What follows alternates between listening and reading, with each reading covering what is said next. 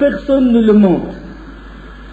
Hama. Le ham, c'est le samo étalon qui a engendré 10 portées et il devenait alors tabou. Personne ne doit le monter, son dos est interdit, on ne l'égorge pas et il est sacré. Voilà, il légifère, il donne les lois maintenant. Voilà. Et le bahira, c'est la samelle qui a donné 10 portées et on lui fondait l'oreille dans le sens de la longueur, signe qu'elle est tabou. On l'envoyait paître partout. Et la sa'iba, on dit sa'iba, bahira, on lui a fondu son oreille, bahara, sa'iba, on dit sa'iba. Comme on dit en derrière sa'iba. C'est-à-dire, elle est laissée comme ça. La samelle qu'on vouait au Dieu.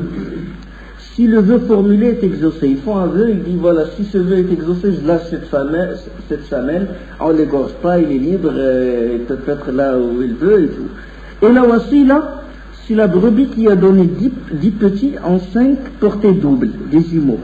Donc c'était des coutumes païennes, et il a commencé à légiférer des tabous, il a commencé à donner des lois, voilà. Celle-là est interdite, celle-là est bonne et tout. Allah subhanahu wa ta'ala, il dit dans Surat al-Ma'ida, Allah n'a pas institué la bahira, la sa'iba, la wasila, ni le ham, mais ceux qui ont mécru ont inventé contre Allah ont inventé contre Allah des mensonges et la plupart d'entre eux ne raisonnent pas. ما جعل الله من بحيرة ولا سائبة ولا وصيلة ولا حام ولكن الذين كفروا يفترون على الله الكذب وأكثرهم لا يعقلون.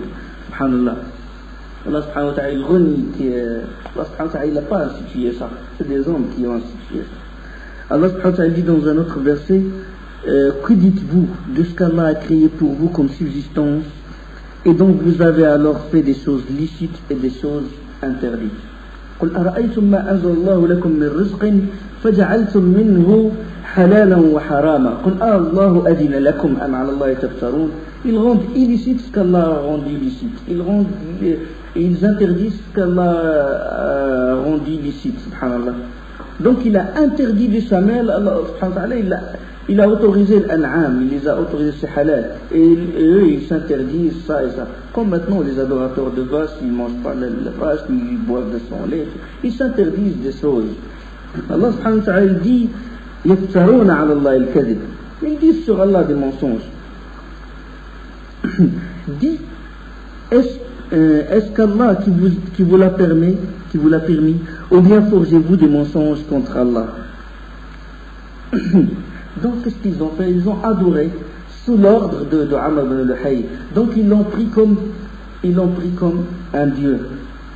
Parce que comme ça, ils sont tombés dans le cercle de l'ibada, dans le cercle de l'association, ils ont égalé les statuts avec Allah dans l'invocation, et ils sont tombés dans le cercle de l'obéissance, ils ont obéi quelqu'un qui leur a légiféré des lois qui contredisent les prescriptions de l'islam, à savoir le wasila, le ham et tout, interdisent qu'Allah a rendu illicite. Et là, Amr ibn Luhay, c'est comme s'il a rivalisé avec Allah subhanahu wa ta'ala dans la législation. Allah subhanahu wa ta'ala dit فَلَا تَتَّخِذُوا لِلَّهِ أَنْدَادًا وَأَنْتُمْ تَعْلَمُونَ. Ne prenez pas des rivaux avec Allah subhanahu wa ta'ala. Ne prenez pas des égaux avec Allah subhanahu wa ta'ala. Allah subhanahu wa ta'ala dit أَمْ لَهُمْ شُرَكَاءُ شَرَعُوا لَهُم مِّنَ الدِّينِ مَا لَمْ يَأْذَنْ بِهِ اللَّهُ. Ou bien aurait-il des associés qui auraient établi pour eux des lois religieuses qu'Allah n'a pas permises?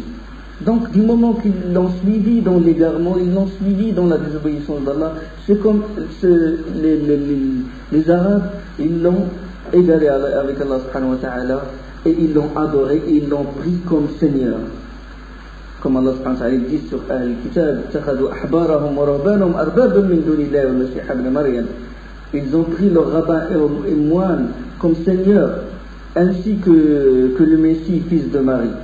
Donc, et quand l'histoire de ça, quand le prophète est en train de lire ce verset, ils ont pris leurs moines et leurs rabbins comme Seigneur, ainsi que le Messie fils de Marie. Là, Adi ibn Hatim, il est rentré, il a entendu le prophète lire, réciter ces versets, puis il lui a dit, nous ne les adorons pas. Adi était un arabe qui faisait partie de la tribu de Taïf, et lui, il est devenu chrétien. Il dit, nous ne les adorons pas. Lui, il a cru que l'adoration, ça veut dire se prosterner devant le rabbin ou le moine. Il lui a dit, est-ce qu'ils vous rendent ici ce qu'Allah a interdit? Et vous les suivez, vous les obéissez? Il a dit oui. Il a dit, est-ce qu'ils vous interdisent ce qu'Allah a rendu licite et vous les obéissez? Il a dit oui. Il a dit, c'est ainsi que vous les adorez. Tilka ibadatukum iyyahum. Shirk. Bon, parmi les grandes statues qui se sont répandues après Hubal, Al-Bukhari il rapporte qu'Ibn Abbas a dit que les idoles qui étaient chez le peuple de Nuh ont été repris, ont refait surface chez les Arabes.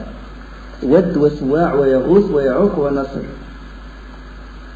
Les gens vertueux dont a parlé Ibn Abbas et tout. De toute façon, c'est écrit, on a fait ça. Ceux qui s'intéressent, qui lisent le Shirk dans la demande, c'est ça dans Risala qu'on a écrit, où j'ai détaillé ça.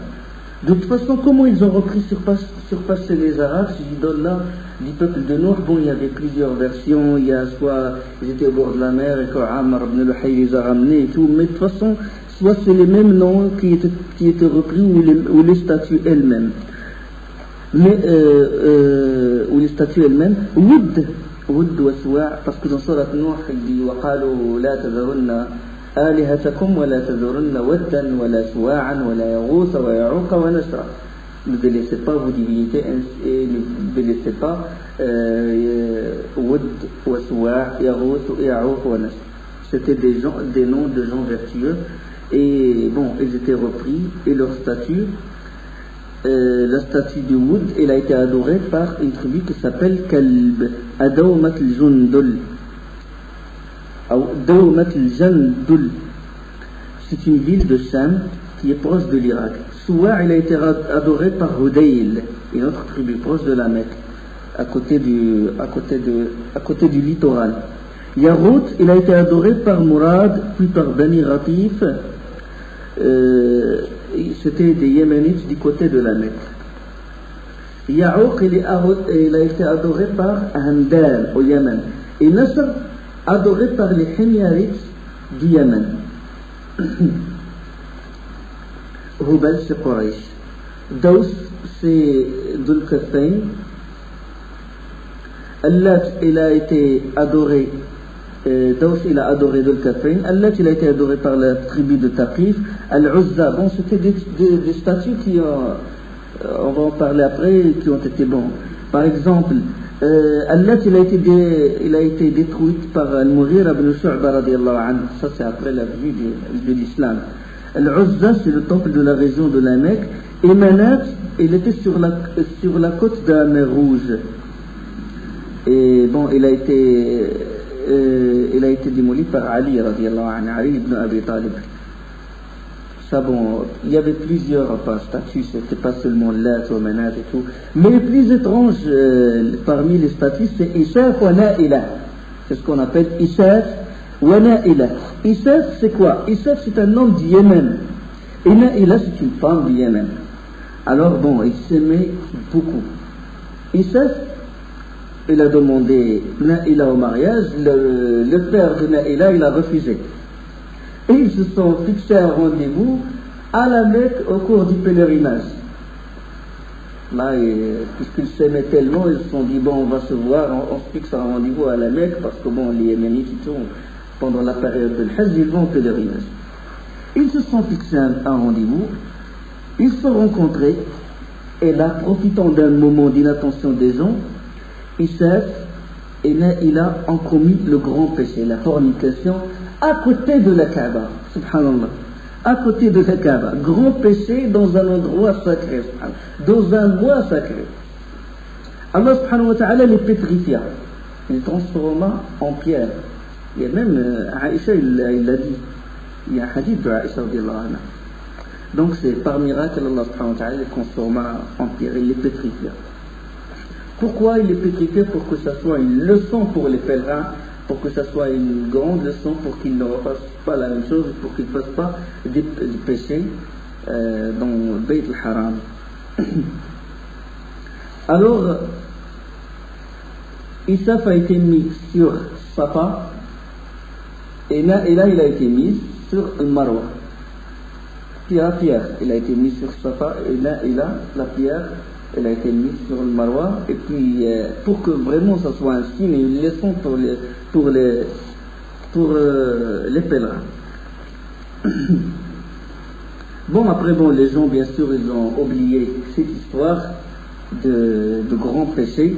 Et puis Amr ibn Luhay, il a dit il faut les adorer, ces deux pierres, et ils ont adoré aussi le Na'ila wa Issa jusqu'à la venue de l'islam. Même à l'époque de l'avènement de l'islam, les fidèles, ils ressentirent une gêne de faire tawaf entre Safa et Marwa, alors que les mouchriquins, les législateurs, ils faisaient tawaf entre Safa et Marwa, il y avait Issa et Na'ila, et ils sentaient un gêne. On dit comment on va faire tawaf alors qu'il y a deux statues, il y a deux pierres adorées par les mouchriquins. Et Allah subhanahu wa ta'ala dit Inna as-safa wal marwata min sha'airillah إن الصفا والمروة من شعائر الله فمن حج البيت أو اعتمر فلا جناح عليه أن يطوف بهما. Allah subhanahu wa ta'ala dit Safa wal Marwa font partie des rites d'Allah pour celui ou pour quiconque qui accomplit le pèlerinage et la Umrah, il n'y a aucun mal à faire le circuit entre les deux. D'accord. Donc il n'y a aucun mal puisqu'ils font partie des rites de l'islam. C'est des rites de Ibrahim alayhi salam. Et là, il a Issa, les deux pères, c'est une innovation qu'ont fait les mouchriquins. Il y a l'autre statue de l'Khelasa. Il se trouve au Yémen. Il est adoré par Daous, la tribu de Taous. Le professeur il a dépêché Jarir ibn Abdullah al-Bajali qui l'a détruit après. Et il y a Ami Anas au Yémen, adoré par Khawlan. Cette tribu, c'est celle qui adorait Allah, qui associe à Allah un partage de ses troupes et de ses récoltes. Allah il parle de ça dans Surat Al-An'am. Et ils assignent, Allah il dit d'eux, et ils assignent à Allah une part de ce qu'il a lui-même créé en fait de récoltes et de bestiaux, et ils disent ceci est à Allah selon leurs prétentions et ceci à nos divinités. Mais ce qui est pour leur divinité ne parvient pas à Allah, tandis que ce qui est pour Allah parvient à leur divinité. Donc, c'est des gens qui mettent une part pour Allah dans leur récolte. Ils rapprochent une partie. Ça, c'est parmi les traditions. Ils rapprochent des choses à Allah subhanahu wa ta'ala. Et il y a aussi, parmi les mauvaises traditions, parmi leurs shirk, ils consultent le sort avec l'azlam. Allah subhanahu wa ta'ala, il les a interdit l'islam quand il est venu. Il a interdit l'azlam. Comment l'azlam? C'est des fléchettes où on écrit Allah il veut pas, et dans une fléchette neutre, et ils mettent dans un sac et ils sortent ça. Si ça tombe sur Allah il veut, donc ça veut dire qu'il a voulu ce que je dois faire. C'est-à-dire s'il a un problème, il veut consulter, il met les fléchettes où c'est marqué, dans une fléchette c'est marqué Allah il veut, dans l'autre Allah il ne veut pas, et l'autre est neutre. Il met dans un sac et il sort. Le hasard, comme le jeu du hasard. Allah subhanahu wa ta'ala a interdit de consulter le sort par les azlam dans Surat Al-Ma'idah, verset 3. Il y avait parmi les mauvaises traditions, ils enterraient les filles vivantes. وَأَدَ الْبَنَاتِ وَإِذَا الْمَوْءُودَةُ قُتِلَتْ وَإِذَا الْمَوْءُودَةُ سُئِلَتْ بِأَيِّ ذَنبٍ قُتِلَتْ.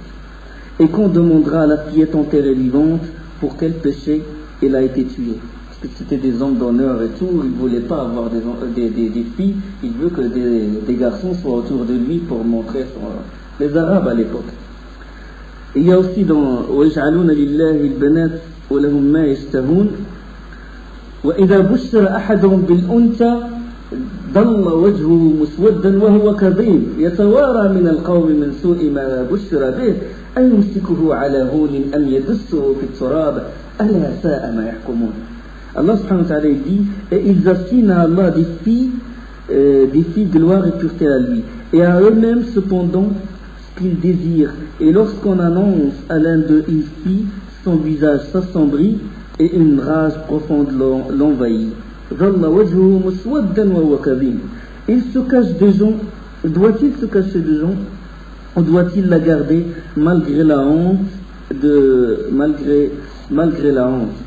أيمسكه على هون أم يدسه في التراب ألا ساء ما يحكمون. Ils enterraient les filles vivantes comme ça pour savoir la valeur de l'islam. Comment il a sorti les gens des ténèbres à la lumière. Regardez les mauvaises habitudes qu'ils avaient. Adorer des statues. Il a même évoqué une histoire qu'un compagnon, il n'a pas trouvé, parce que bon, quand ils font le voyage, ils doivent prendre une partie des pierres de la Mecque, et puis après, durant leur voyage, ils l'adorent, ils font le tour des pierres et tout. Bon, il n'a pas trouvé. Qu'est-ce qu'il a fait? Il avait des dates de la Mecque. Il a constitué une statue avec les dates de la Mecque. Et il adorait la statue. Et après, bon, il a commencé à avoir faim. Un problème. Il a mangé son vieux. L'ignorance qui était à l'époque, subhanallah. L'ignorance du jahiliya. Comment le prophète sallallahu alayhi wa sallam les a sauvés? Et ils sont devenus des vrais hommes après. أيمسكه على هون أم يدسه في التراب ألا ساء ما يحكمون.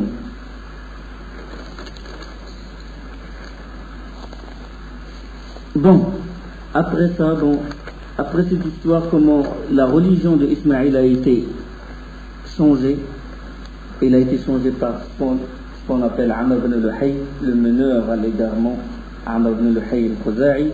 Maintenant, parlons comment le christianisme et le judaïsme sont rentrés en Arabie et comment les Perses sont rentrés dans la péninsule.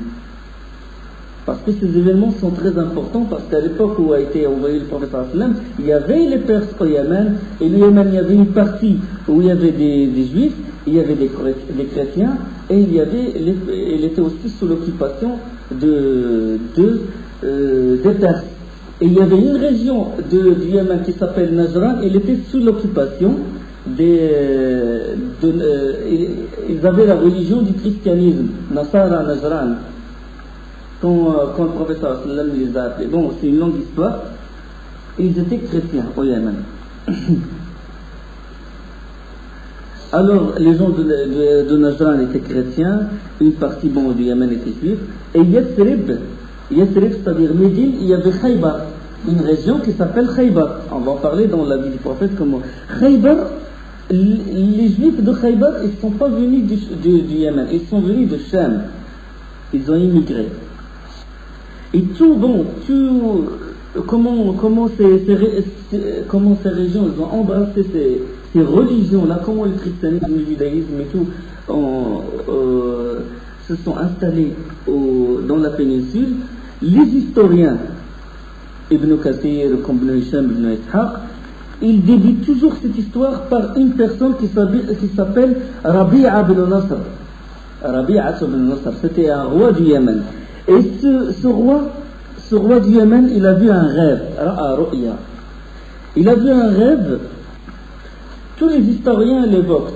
Si tu lis Ibn Kathir ou Sirat ibn Hisham ou Tabari et tout, ils parlent de cette histoire, le rêve de Rabi'a ibn Nasr, qui était le roi du Yémen. Bon, à l'époque, c'était les devins, les astrologues qui avaient le pouvoir. Il a consulté les astrologues, les devins et tout pour lui interpréter le rêve. Alors, ils lui ont interprété son rêve. Souvent, c'est eux qui avaient le pouvoir parce qu'il y avait l'idolâtrie, l'ignorance.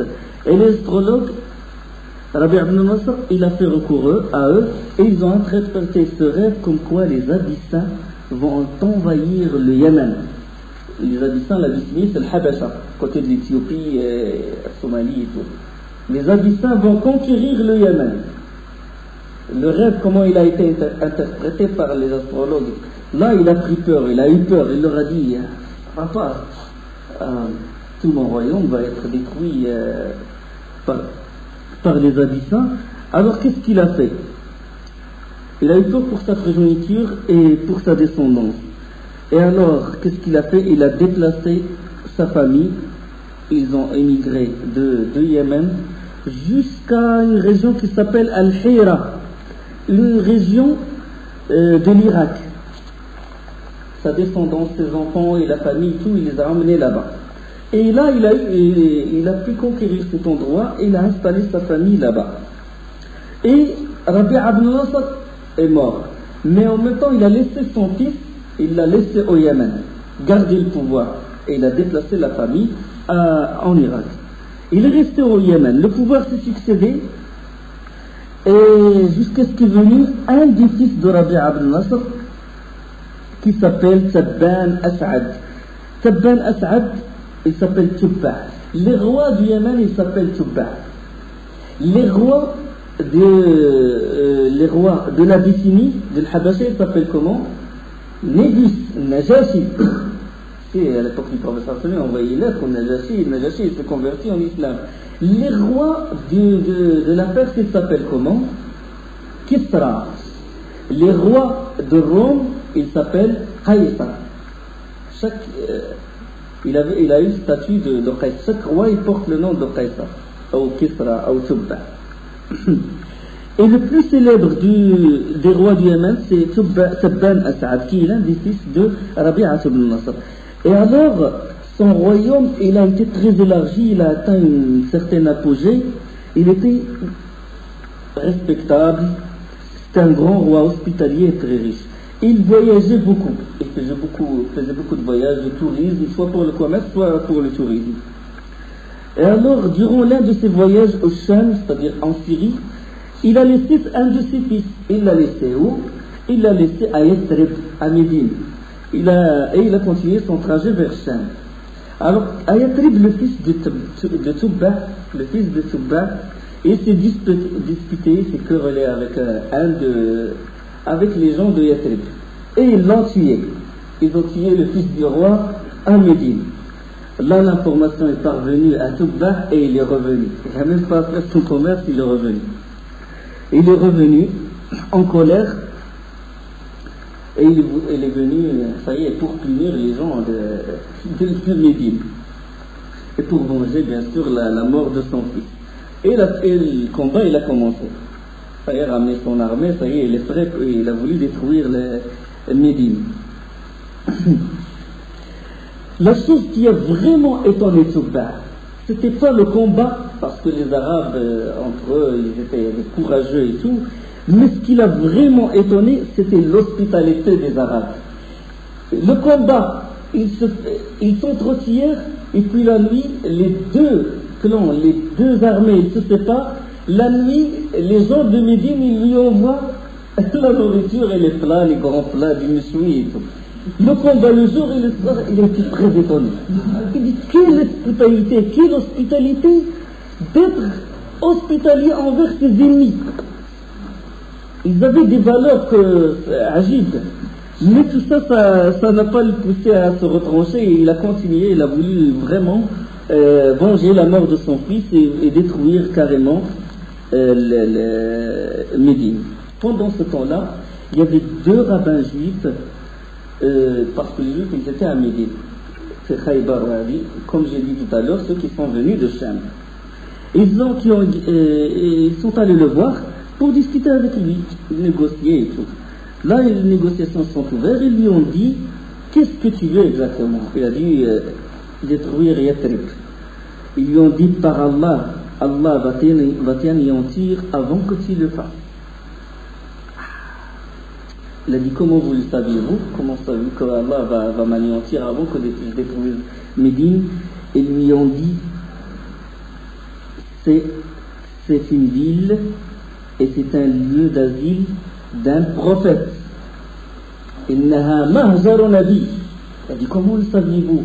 Il a dit, dans la Torah, في التوراة موجودة. Dans la Torah est mentionné le prophète sallallahu alayhi wa sallam qu'il va émigrer à Médine. Ajib, c'est mentionné chez nous dans la Torah. Les Juifs, ils avaient beaucoup de signes de la venue du prophète, beaucoup de signes sur la sira du prophète et des compagnons aussi. Il y avait des compagnons, des signes de compagnons du prophète dans leur Torah. Allah subhanahu wa ta'ala dit, ceux qui suivent le messager, dans le Coran, ceux qui suivent le messager prophète illettré, qu'ils trouvent écrit chez eux dans la Torah et l'évangile, il leur ordonne le convenable, leur défend le blâmable. Dans Surat A'raf, verset 157, الذين يتبعون الرسول النبي الأمي الذي يجدونه مكتوبا عندهم في في التوراة والإنجيل يأمرهم بالمعروف وينهاهم عن المنكر. إذا فهو موجود. Il y avait beaucoup de signes. Il y a même un verset qui dit, regarde comment les Juifs, ils connaissaient le prophète sallallahu alayhi wa sallam, ils savaient qu'il va être envoyé aux Arabes et tout. Et quand leur vint d'Allah un livre confirmant celui qu'ils avaient déjà alors qu'auparavant, et quand leur vint d'Allah un livre confirmant celui qu'ils avaient déjà. ولما جاءهم كتاب من عند الله مصدق لما معهم. Ils confirment ce qu'ils avaient déjà dans leur Torah, alors qu'auparavant ils cherchaient la suprématie sur les mécréants. L'explication, وكانوا من قبل يستفتحون على الذين كفروا. Les Juifs, quand il y avait certains disputes avec l'Aws ou al-Khazraj, puisque l'Aws ou al-Khazraj, ils habitaient Médine. Il y avait des fois des altercations entre les Juifs et l'Aws ou al-Khazraj. Les Juifs, ils disaient aux l'Aws ou al-Khazraj, bah écoutez, Allah va vous envoyer un prophète et qui va vous anéantir et nous on va le suivre. Les Juifs me disaient, يقول الله سبحانه وتعالى ولما جاءهم كتاب من عند الله مصدق لما معهم وكانوا من قبل يستفتحون على الذين كفروا. Et ils étaient, alors qu'auparavant ils cherchaient la suprématie sur les mécréants, quand donc leur vint cela même qu'ils reconnaissent, ils refusèrent d'y croire que la malédiction d'Allah soit sur les mécréants. فلما جاءهم ما عرفوا كفروا به فلعنة الله على الكافرين. لما جاءهم ما عرفوا, ils disaient l'Aws ou al-Khazraj, les deux tribus, écoutez, Allah va envoyer un prophète arabe et tout, et nous on va le soutenir et on va vous anéantir. Vraiment par envie et tout, quand ils se querellent avec. Et là, quand le prophète a été envoyé, كفروا به. Subhanallah. يعرفونه كما يعرفون أبناءهم. Ils le connaissent comme ils connaissent leurs propres enfants. Des signes qu'Allah a donné à Bani Israël, mais ils se sont détournés. Là, quand ils ont dit, c'est écrit dans la Torah, il a dit, qu'est-ce que ça veut dire la Torah? Il était étonné, et là, ils commencèrent à lui expliquer ce qu'il y a dans la Torah. Il commençait à lui expliquer ce qu'il y a dans la Torah, le judaïsme et tout. Là, ça a rentré dans son cœur et il est rentré dans le judaïsme. Tabban As'ad. Il est venu détruire Médine, les Juifs sont venus, ils ont lu la Torah devant lui, et là il a été touché par ce qu'il y a dans la Torah et tout, et puis il est rentré dans le judaïsme, il est rentré dans la religion. Et le combat a cessé, il sait que s'il détruit, il sait qu'il risque l'anéantissement total si jamais il touche à Médine. Tubba, il a quitté Médine, et puis dans le trajet au Yémen, il est allé à la Mecque aussi. Bon, quand il a quitté Médine vers la Mecque, Hudayl c'est une tribu qui haïssait les gens de la Mecque. Et il a haïssé aussi les gens du Yémen. يكرهون أهل اليمن ويكرهون أهل مكة. Alors là, ils ont profité de l'occasion de la venue de Tabban As'ad et ils lui ont dit, ils ont voulu déclencher la discorde et le combat, créer le feu. Le combat entre Tubba et les gens de la Mecque. Comme ça, ils se débarrasseront de leurs ennemis. Ils veulent se débarrasser des gens de la Mecque et de Tubba, de Tabban As'ad. Alors, durant son trajet vers la Mecque, Hudayl a envoyé 2 coureurs, des messagers, vers Tubba et ils lui ont dit, ça t'intéresse l'or, les perles, le diamant et les trésors? Il a répondu oui. Ils ont voulu le flatter. Est-ce que tu t'es intéressé? T'es intéressé par l'or, par des trésors, par du diamant? Il a dit oui, bien sûr. Il a dit, dans cette ville, la Mecque, il y a une maison sacrée. Dans la maison, il y a des trésors, il y a de l'or, du diamant et tout. Et c'est vrai finalement. C'est vrai parce que les Arabes, ils vénéraient tellement le Kaaba qu'ils enterrent leurs argent, leurs trésors dedans. Et il y a même, ça c'est presque certain, qu'il y a 2 gazelles en or. Ghazalan min zahab, enterrées dans la Kaaba. À l'époque. Donc Tubba a désiré ce trésor, il a été flatté et tout, et il commence à préparer son armée pour envahir la Mecque et détruire la Kaaba et déterrer les trésors qui sont dedans. Les deux rabbins étaient avec Tubba pour apprendre bien sûr aux gens du Yémen le judaïsme. Ils ont senti quelque chose, ils ont ressenti qu'il y a un mouvement et tout bizarre, et ils sont allés voir Tubba. Ils lui demandèrent ce qu'il a l'intention de faire. Il a dit, moi il y a des trésors ici et ça m'intéresse moi. Il a répondu, bon, qu'il va envahir et prendre les trésors. Ils lui ont dit, par Allah, les gens de Hudayl ne te veulent que du mal. Wallahi inna ahla Hudayl ma aradu milka illa sarra. Il a dit comment? Il a dit on ne connaît de maison d'Allah sur cette terre que celle de cette ville. Ma alimna baytan lillah illa hadha bayt Allah subhanahu wa ta'ala. C'est la maison la plus noble et la plus vénérée de cette terre. Inna awwala baytin wadi'a lin-nas alladhi bi Bakkah mubarakan wa hudan lin-nas. La première maison d'Allah subhanahu wa ta'ala. Allah il s'est attribué cette maison. Alors ils lui ont dit, si tu veux la démolir, Allah il va te punir, il va t'anéantir avant que tu le fasses. Bon, ils étaient étonnés, puis il dit, que me conseillez-vous? Ils lui ont dit, vénère-la et tourne autour, faites tawaf autour. Il a dit, pourquoi vous ne pouvez pas pourquoi vous ne le faites pas? Ils ont dit, nous voulons bien le faire, sauf que ces gens-là, ces habitants, ils ont mis des statues. Et nous, on est des savants, on n'a pas le droit de le faire. C'est-à-dire, il gardait l'unicité de l'islam de Moussa alayhi salam. Le tawhid qui est dans la Torah, il y avait des traces d'unicité. Donc il gardait ça. Il dit, nous, on ne fait tawaf que pour Allah subhanahu wa ta'ala. Mais eux, ils ont mis les statues, nous, on s'éloigne. Là, nous, c'est-à-dire, il gardait certaines choses de tawhid quand même. De tawhid Allah subhanahu wa ta'ala. Ils ont dit, justement, on voudrait bien le faire. Les habitants de la Mecque n'avaient pas... Si les habitants de la Mecque n'avaient pas mis de statue autour. Et nous sommes des savants, ce qui ne nous est pas convenable. Donc effectivement, Tubba a fait tawaf. Et en même temps, il a passé la nuit à la Mecque. Là, quand il a passé la nuit à la Mecque, il a vu qu'il couvrait le Kaaba. يكسو الكعبة رأى في المنام أي أنه يكسو الكعبة. Il a vu dans le rêve qu'il doit couvrir. Le Kaaba n'était pas couvert avant, n'était pas couvert. Il était nu, bâti comme ça, avec la pierre. Qu'il habillait le Kaaba, il a vu dans le rêve. Il a donné l'ordre de vêtir le Kaaba avec un tissu de laine, de sauce. Il l'a couvert. La deuxième nuit, il a vu un rêve qu'il doit la vêtir avec un tissu plus précieux que la laine. Il s'est réveillé, il a donné l'ordre qu'on lui fasse un autre vêtement pour le Kaaba. C'était un vêtement bien précis, un vêtement yéménite. Le vêtement, c'est un vêtement, on l'appelle en arabe le mala'il.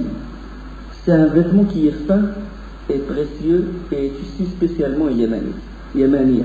Et il a couvert le Kaaba. Bon, après les Arabes, ils ont pris cette tradition et tout. Ils ont mis, à chaque année, ils mettent kiswa, ce qu'on appelle kiswa. Mais avant, ils mettaient kiswa au-dessus de l'autre. À chaque pèlerinage, ils font kiswa, un vêtement nouveau. Les années sont passées, jusqu'à ce que le Kaaba, ils ont senti que le Kaaba va se démolir à cause du poids des vêtements.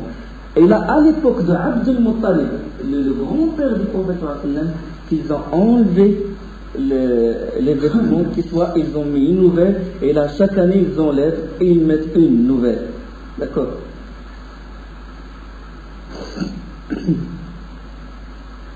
Alors, quand Ibn As'ad est revenu chez lui au Yémen, il a appelé son peuple à embrasser le judaïsme. Et ils ont refusé.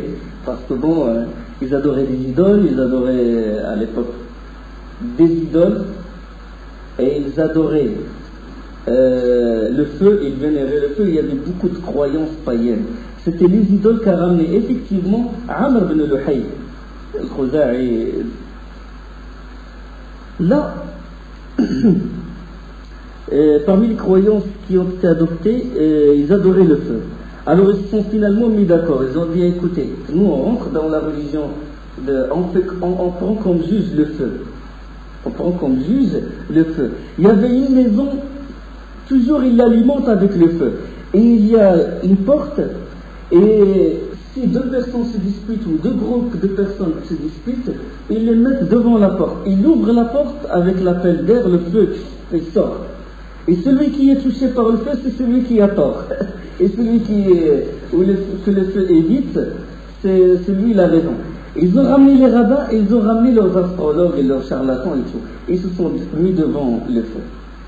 Tabban As'ad, il a consulté les rabbins, il a dit, il veut prendre juste comme juge le feu, est-ce que vous êtes d'accord? Ils ont dit, on est d'accord. Ils ouvraient la Torah et commençaient à lire la Torah et tout, à prier et tout.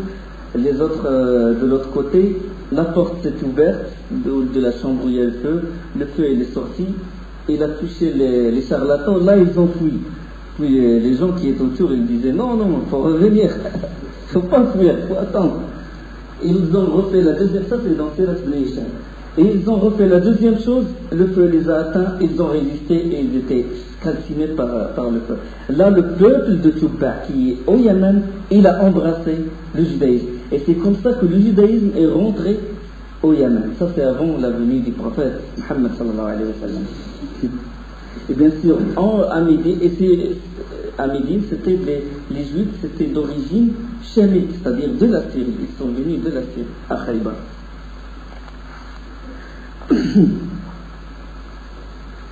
Là, ils commencèrent à enseigner aux gens le judaïsme, au peuple et tout. Et là, je crois que je vais parler de la rentrée du christianisme dans la péninsule arabique. Non, mais avant les jours ont passé et Tabban As'ad est mort, fils de Hassan. Son fils Hassan, Tabban As'ad, c'est l'un des rois de Tubba. Il est mort. Et le royaume de Hassan s'est élargi et est devenu très vaste. Là, il a conquis une grande partie et son royaume est devenu très grand et il était devenu très glorieux et il était tellement orgueilleux, vaniteux qu'il s'est dit, moi je vais conquérir le monde. Il avait une grande armée, d'accord, mais il s'est cru capable de conquérir tout le monde entier et tout.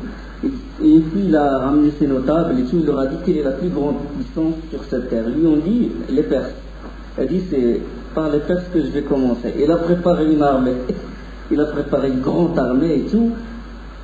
Ça y est, il a vraiment décidé, les notables étaient vraiment gênés. Durant le trajet, les notables ils se sont dit que sommes-nous devant les Perses? La Perse c'était une grande puissance, mais lui il était tellement fou, il était tellement excité par son royaume, il s'est cru qu'il est le plus grand et tout, il n'a pas mesuré, il ne connaît pas vraiment le rapport de force entre lui et les Perses.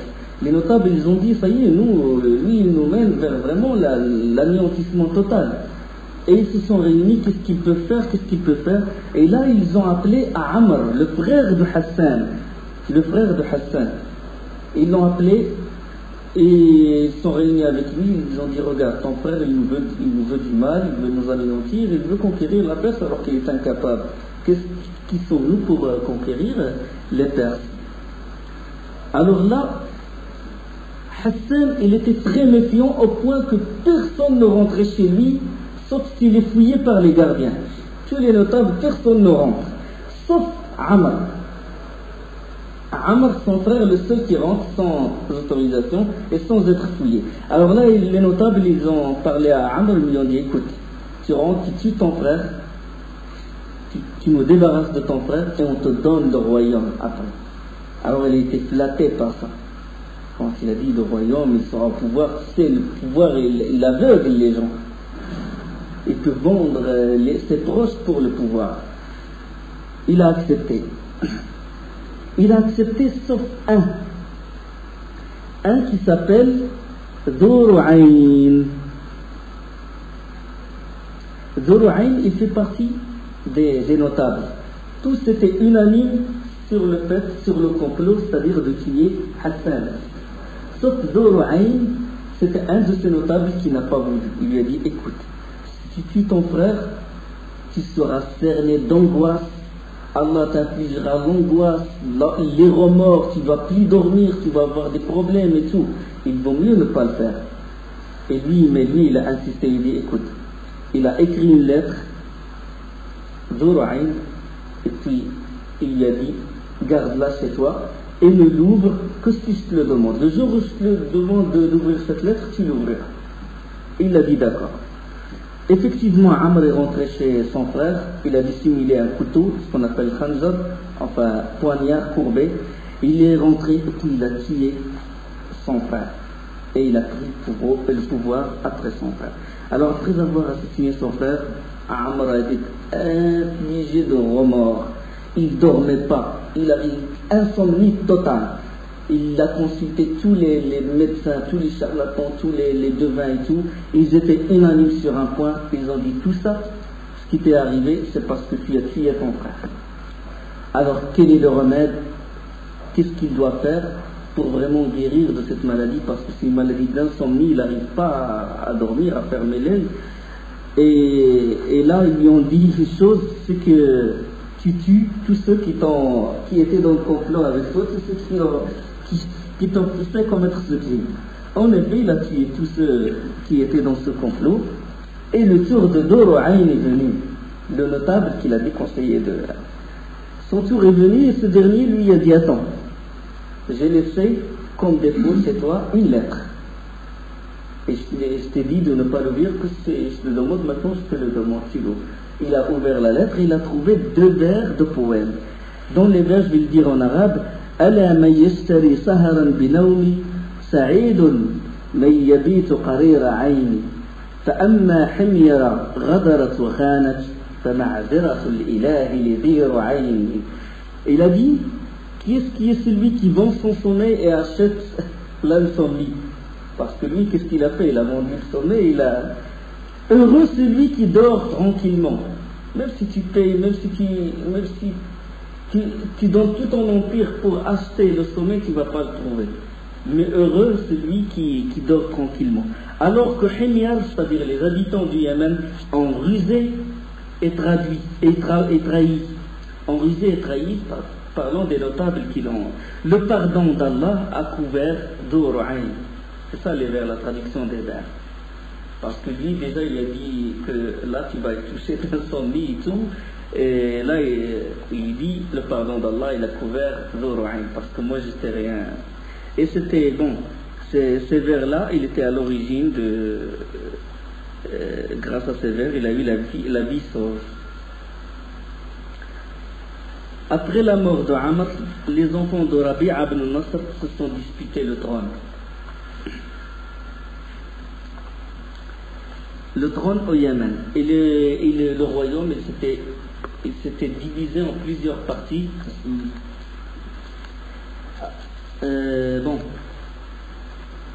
Après la mort de Amr, le royaume il s'est divisé, il y avait plusieurs parties, il y avait vraiment un conflit à l'intérieur et les combats ils ont fait rage à l'intérieur du Yémen.